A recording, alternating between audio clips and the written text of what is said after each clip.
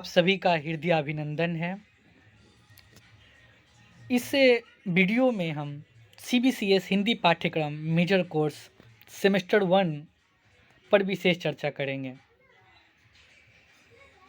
जो हिंदी का पाठ्यक्रम है और उनमें जिन इकाइयों को पढ़ना है, बारी बारी से उस इकाइयों के प्रत्येक बिंदु पर हम लोग चर्चा करेंगे। पूरा हिंदी साहित्य का जो इतिहास है और उसका जिस प्रकार काल विभाजन किया गया है और किन किन चीज़ों को सेमेस्टर 1 के पाठ्यक्रम के अंतर्गत पढ़ना है, इन सब संपूर्ण हिंदी साहित्य का इतिहास का जो काल विभाजन किया गया है वो 4 भागों में किया है। जो साहित्यिक विद्वानों ने संपूर्ण हिंदी साहित्य के इतिहास को 4 भागों में बांटा है और उनके नाम कुछ इस प्रकार हैं। पहला आदिकाल, दूसरा भक्तिकाल, तीसरा रीतिकाल और चौथा आधुनिक काल। जो आपको फर्स्ट सेमेस्टर में पढ़ना है तो उसमें आदिकाल, भक्तिकाल और रीतिकाल के बारे में विस्तृत जानकारी आपको लेना है। आदिकाल की शुरुआत कैसे हुई, आदिकाल का नामकरण कैसे हुआ, आदिकाल के कौन कौन से प्रमुख लेखक हैं, आदिकाल में कौन कौन से महत्वपूर्ण रचनाएं हुई, आदिकाल में जो साहित्यिक रचनाएं हुई किस प्रकार की रचनाएं थी, उसकी प्रवृत्तियाँ क्या थी, सामाजिक पृष्ठभूमि क्या थी, उन सब चीज़ के बारे में आदिकाल में पढ़ना है। उसी तरह भक्तिकाल कितने धाराएं भक्तिकाल में प्रवाहित हुई, भक्तिकाल की ऐतिहासिक पृष्ठभूमि क्या थी, सांस्कृतिक पृष्ठभूमि क्या थी, भक्तिकाल में जो धाराएं प्रवाहित हुई, कई धाराओं में जो विभक्त हुआ भक्तिकाल, और उसके प्रतिनिधि लेखक कौन थे, उसकी प्रमुख रचनाएं कौन सी थी। रीतिकाल के बारे में, रीतिकाल कितनी धाराओं में विभाजित हुआ, उसके प्रमुख लेखक कौन थे। तो इन सब चीज़ों की जानकारी जो है हमको फर्स्ट सेमेस्टर में पढ़ना है, तो इस पर हम आगे विस्तृत जानकारी लेंगे। आइए अब हम चलते हैं हिंदी के पाठ्यक्रम पे। जो सेमेस्टर 1 का आपका पाठ्यक्रम है उस पे चर्चा करते हैं। तो हिंदी के पाठ्यक्रम में टोटल 6 इकाई को पढ़ना है। तो प्रथम इकाई में क्या पढ़ना है, उसमें सबसे पहले है आपका हिंदी साहित्य इतिहास दृष्टि। हिंदी साहित्य इतिहास दृष्टि में इतिहास और साहित्य का इतिहास, उसमें आपको हिंदी साहित्य के इतिहास का जो काल विभाजन है वो पढ़ना है। काल विभाजन करते समय नामकरण की संबंधी समस्याएं उत्पन्न हुई। जैसे आदिकाल को ही लेकर बात करें तो आदिकाल का नाम वीरगाथा काल भी है, बीजोपन काल भी है, सिद्ध सामंत काल भी है, बहुत सारे नाम है। उसमें से जो सभी साहित्यिक विद्वानों ने एक मत से जिस नाम को आगे किया वो आदिकाल के रूप में जाना जाता है। तो नामकरण संबंधी बहुत सारी समस्याएं उत्पन्न हुई, उन समस्याओं को पढ़ना है, प्रथम इकाई में ही पढ़ना है। फिर दूसरे तथ्य पे आते हैं तो आदिकालीन साहित्य के नामकरण और काल निर्धारण कैसे कैसे, किन किन साहित्यिक विद्वानों ने कैसे कैसे नामकरण किया और क्या क्या काल निर्धारण किया, जो काल निर्धारण का प्रयास किए सही साहित्यिक विद्वानों द्वारा, उस पर चर्चा करना है, उसके बारे में पढ़ना है।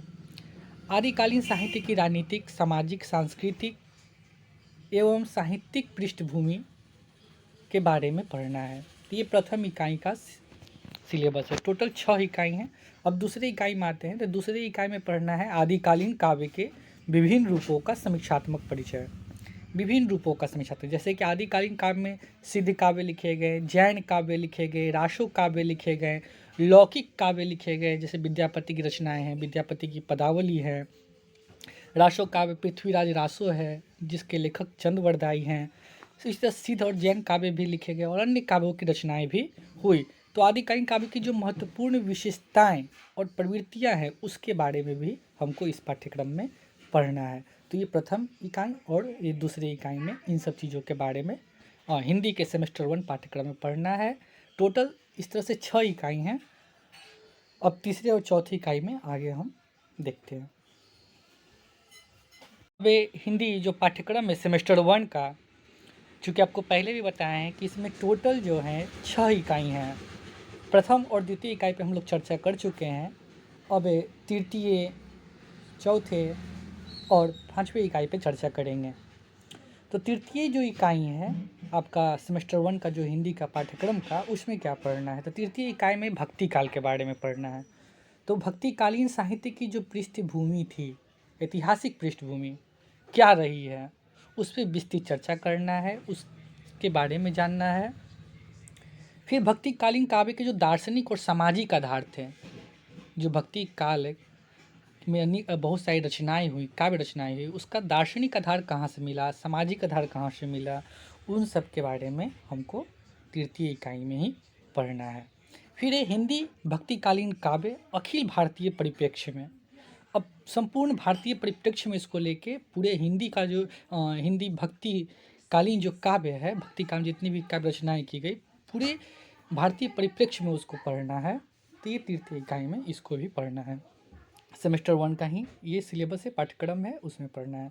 चौथे इकाई में आते हैं। तो चौथे इकाई में पढ़ना है भक्तिकालीन काव्य की प्रमुख धाराएं। भक्तिकालीन काव्य की प्रमुख धाराएं। तो भक्तिकालीन काव्य की जो प्रमुख धाराएं थी, जैसे भक्तिकाल के बारे में हम पहले ही बता चुके हैं कि जो हिंदी साहित्य का जो पूरा इतिहास था 4 भागों में बटा हुआ था, आदिकाल, भक्तिकाल, रीतिकाल और आधुनिक काल। सेमेस्टर 1 में हमको रीतिकाल तक ही पढ़ना है, आधुनिक काल बाद में पढ़ना है सेमेस्टर 2 या 3 में। तो इसमें आदि भक्तिकालीन जो काव्य की जो प्रमुख धाराएं थीं, जैसे भक्तिकाल 2 भागों में, 2 धाराएं में विभाजित हुआ, सगुण भक्ति धारा, निर्गुण भक्ति धारा। सगुण भक्ति भी 2 धाराओं में विभाजित हुआ, राम भक्ति काव्य धारा, कृष्ण भक्ति काव्य धारा। और निर्गुण भी 2 भागों में विभाजित हुआ, निर्गुण भी प्रेमाश्रयी काव्यधारा और ज्ञानाश्रयी काव्यधारा। तो इन धाराओं के बारे में पढ़ना है, प्रमुख धाराओं के बारे में पढ़ना है, और उनकी प्रवृत्तियाँ क्या रही है उसके बारे में पढ़ना है, उसकी विशेषताओं को पढ़ना है, और उनके आपसी संबंध और क्या विशिष्टता रही है, इन सब चीज़ों के बारे में हमको चतुर्थ इकाई में पढ़ना है। पाँचवीं इकाई में बात करें जो सिलेबस में है आपका, तो उसमें रीतिकाल के बारे में पढ़ना है। तो रीतिकाल में भी 3 धाराएँ जो थी, प्रमुख धाराएँ थी, रीति सिद्ध, रीतिबद्ध और रीति मुक्त। तो रीतिकालीन काव्य की क्या ऐतिहासिक पृष्ठभूमि रही है, उसमें नामकरण की समस्याएं भी आई है रीतिकाल को, कि रीतिकाल नाम रखा जाए, क्या रखा जाए। तो रीतिकाल के नामकरण और काल निर्धारण के बारे में पढ़ना है। रीतिकाल की जो प्रमुख धाराएं थी, अभी फिर बताए हैं कि रीतिबद्ध थे, रीतिबद्ध, रीति सिद्ध, रीति मुक्त, 3 प्रकार की प्रमुख धाराएं चली। तो इन 3 धाराओं को पढ़ना, और उसके महत्वपूर्ण कवि कौन कौन से हैं। जैसे रीति सिद्ध के कवि, तो रीति सिद्ध के हैं बिहारी, रीति मुक्त के घनानंद, रीतिबद्ध के केशवदास, चिंतामणि। तो ये सब जो है रचनाकार हैं। तो तृतीय, चतुर्थ और 5वीं इकाई में इन सब चीज़ों के बारे में पढ़ना है। टोटल 6 इकाई है, 1 इकाई और है, छठी इकाई। अब उसके बारे में थोड़ा सा जानेंगे, छठी इकाई के बारे में। चलिए देखते हैं का छठा इकाई। तो छठा इकाई में क्या पढ़ना है, इसमें रीतिकालीन काव्य की, जो छठी इकाई है, इसमें रीतिकालीन काव्य की भाषिक साहित्यिक विशेषताएं। रीतिकाल की अधिकतर रचनाएं ब्रज भाषा में ही लिखी गई हैं, अधिकतर काव्य रचनाएं। तो उसकी भाषिक साहित्यिक विशेषताएं क्या थी और प्रवृत्तियाँ क्या थी। और छठा इकाई में ही है आदिकालीन एवं मध्यकालीन साहित्य का समग्र मूल्यांकन। तो मध्यकालीन में आपका भक्तिकाल और रीतिकाल दोनों आता है। जो ये मध्यकालीन है, इसमें आपका भक्तिकाल और रीतिकाल मध्यकाल में ही आता है, भक्तिकाल और रीतिकाल। तो आदिकाल और मध्यकाल में भक्तिकाल और रीतिकाल दोनों आता है। उस साहित्य का समग्र मूल्यांकन जो है ये छठी इकाई में करना है। टोटल 6 इकाई ही सेमेस्टर 1 में पढ़ना है, और इसके बारे में हम लोग जब विस्तृत पढ़ेंगे तो हर एक चीज़ों को बहुत ही बारीकी से और विस्तार पूर्वक समझेंगे। चलिए अब आगे देखते हैं। आइए अब आदिकाल के बारे में जानते हैं। जैसे पूरा हिंदी साहित्य का जो पाठ्यक्रम हम लोग देख लिए, और हिंदी साहित्य के पाठ्यक्रम को जब देखें तो जाने कि हिंदी साहित्य का जो संपूर्ण इतिहास था, उसका जो काल विभाजन हुआ है 4 भागों में हुआ है, आदिकाल, भक्तिकाल, रीतिकाल और आधुनिक काल। तो आदिकाल के कुछ जो प्रमुख लेखक हैं, सामान्य परिचय के रूप में हम लोग यहाँ पर कुछ जानेंगे। तो आदिकाल के जो कुछ प्रमुख लेखक हैं और उनकी कुछ रचनाएं हैं, उनके बारे में जानेंगे।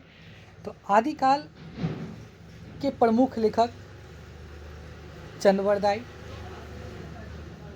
विद्यापति अमीर खुसरो, नरपति नाला, सरहप्पा और भी कई जो है लेखक हैं। चंद की जो रचना है, जो सबसे महत्वपूर्ण, जो जिसके बारे में हमेशा परीक्षा में भी पूछा जाता है, तो वो है पृथ्वीराज रासो। विद्यापति की जो रचना है, तो विद्यापति की पदावली है, जिसमें राधा और कृष्ण जी के लौकिक प्रेम का वर्णन है विद्यापति की रचना में। फिर एक कीर्तिलता, कीर्ति पताका, ये विद्यापति की ही रचनाएं हैं। तो अक्सर प्रश्न पूछे जाते हैं, ऑब्जेक्टिव प्रश्न भी पूछे जाते हैं कि विद्यापति की पदावली किसकी रचना है, तो विद्यापति की है। कीर्तिलता और कीर्ति पताका किसके द्वारा लिखा गया है, तो विद्यापति द्वारा लिखा गया है। पृथ्वीराज रासो किनका लिखा हुआ है, तो चंद का लिखा हुआ है।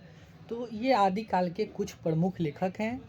जैसे प्रश्न ये भी कहता है कि आदिकाल के कुछ प्रमुख लेखक का नाम बताइए, तो चंद विद्यापति, नरपति नाला, अमीर खुसरो, सरहप्पा, ये सब आदिकाल के कुछ प्रमुख लेखक हैं।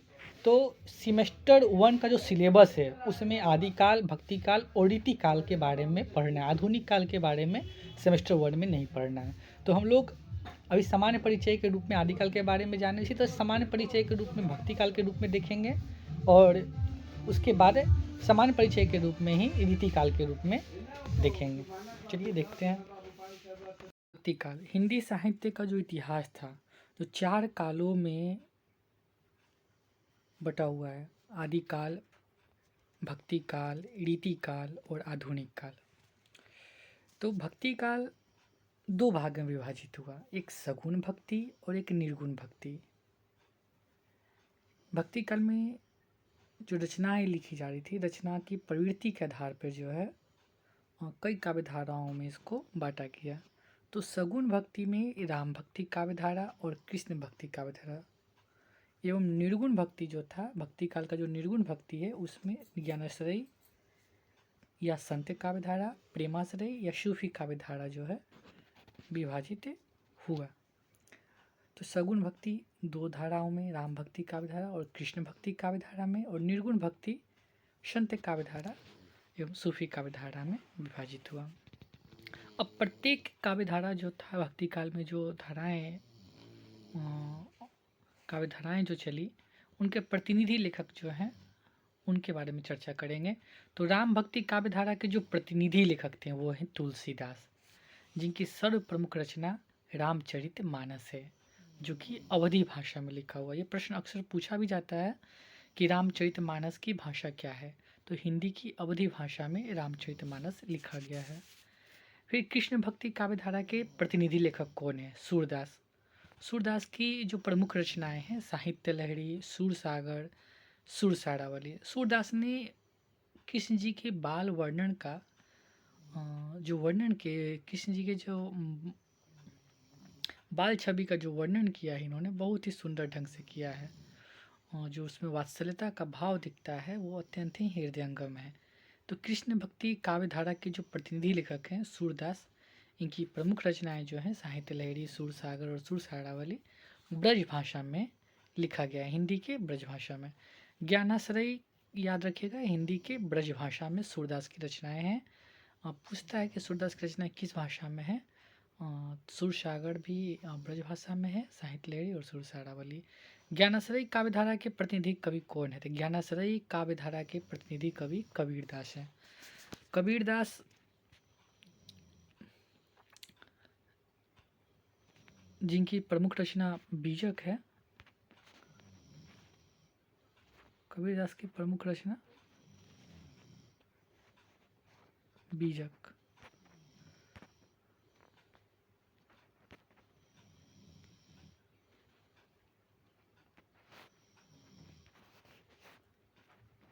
बीजक है। कबीरदास की जो रचना बीजक है, जो 3 भागों में बटा हुआ था, साखी, शबद, रामायणी। और कबीरदास की भाषा के बारे में प्रश्न पूछा जाता है, तो कबीरदास की जो भाषा थी वो सधुकरी भाषा थी, और किसी किसी साहित्यिक विद्वानों ने इनकी भाषा को पंचमेल खिचड़ी भी कहा है। प्रेमाश्रय काव्य धारा के जो प्रतिनिधि कवि हैं वो हैं जायसी। इनकी जो प्रमुख रचनाएं हैं पद्मावत, अखड़ावट और कई रचनाएं भी हैं। तो एक बार फिर से मैं आपको बता दूं कि शगुन भक्ति, भक्ति काल का जो शगुन भक्ति था 2 काव्य धाराओं में विभाजित हुआ, राम भक्ति काव्य धारा और कृष्ण भक्ति काव्य धारा में। और निर्गुण भक्ति जो था वो भी ज्ञानाश्रय या संत काव्य धारा, प्रेमाश्रय या सूफी काव्य धारा में। राम भक्ति काव्य धारा के जो प्रतिनिधि लेखक हैं वो हैं तुलसीदास। राम भक्ति काव्य धारा के जो प्रतिनिधि लेखक हैं वो हैं तुलसीदास। और कृष्ण भक्ति काव्य धारा के जो प्रतिनिधि लेखक हैं वो हैं सूरदास। ज्ञानाश्रय शाखा के प्रतिनिधि लेखक कबीरदास एवं प्रेमाश्रय काव्य धारा के प्रतिनिधि लेखक जायसी हैं। और कोष्ठ में इनकी जो प्रमुख रचनाएं लिखी गई हैं, जैसे तुलसीदास की जो प्रमुख रचना है रामचरितमानस है, सूरदास की साहित्य लहरी, सुरसागर, सुरसारावली, कबीरदास का बीजक और जायसी की पद्मावत एवं अखड़ावत प्रमुख रचनाएं हैं। तो इस तरह से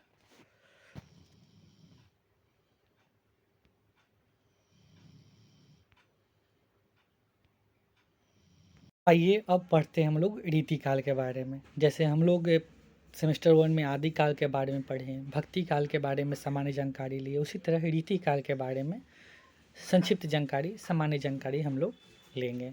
रीतिकाल 3 भागों में बांटा गया। पहला रीतिबद्ध, दूसरा रीतिसिद्ध और तीसरा रीतिमुक्त। रीतिबद्ध के जो लेखक रहे हैं केशवदास, चिंतामणि, और रीतिसिद्ध के जो प्रमुख लेखक हैं वो हैं बिहारी, और रीतिमुक्त के जो प्रमुख लेखक हैं वो हैं घनानंद।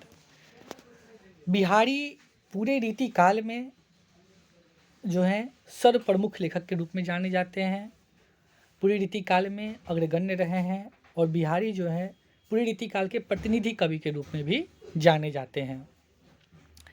बिहारी ने मात्र एक रचना लिखा था और उस रचना का नाम था बिहारी सतसई। इन्होंने मात्र एक रचना लिख के पूरे हिंदी साहित्य जगत में अपनी अनुपम छवि बनाई है। बिहारी के बारे में कहा जाता है कि इन्होंने गागर में सागर भर दिया है। करीब करीब 726 दोहों का संग्रह है बिहारी सतसई। और पूरे रीतिकाल में जो है ना बिहारी जो है अग्रगण्य कवि के रूप में, शिरोमणि के रूप में जाने जाते हैं, मात्र अपनी एक रचना से, बिहारी सतसई से। तो इस तरह से रीतिकाल के बारे में जाने कि रीतिकाल जो है 3 भागों में बटा हुआ था, रीतिबद्ध, रीतिसिद्ध, रीतिमुक्त। इस तरह से पूरा जो पाठ्यक्रम था आपका हिंदी का, जिसमें आदिकाल, भक्तिकाल, रीतिकाल के बारे में पढ़ना था, उन सब चीज़ के सामान्य जानकारी भी आपको दिया गया। और जो पाठ्यक्रम था जो इसमें 6 इकाई पढ़ना था, उस 6 इकाई के बारे में भी इस वीडियो में आपको बताया गया। आगे हम लोग चर्चा करेंगे तो उसमें आदिकाल पर विस्तृत चर्चा करेंगे, फिर भक्ति काल पे, और फिर रीतिकाल पे विस्तृत जो आपका सिलेबस है, जो पाठ्यक्रम है, और इकाइयों को जिस बिंदुओं पर, इकाइयों के जिस बिंदुओं पर पढ़ना है, प्रत्येक बिंदु पर विस्तृत चर्चा की जाएगी। आप लोग जो है एक अपना नोट्स बना लीजिएगा अच्छे ढंग से, और एक नोट्स बना के पूरा पाठ्यक्रम को एक जगह लिख लीजिएगा, और बारी बारी से पाठ्यक्रम के सभी बिंदुओं पर जो है चर्चा होगी, और उस पर भी आप लोग नोट्स बनाते रहिएगा। ठीक है, धन्यवाद।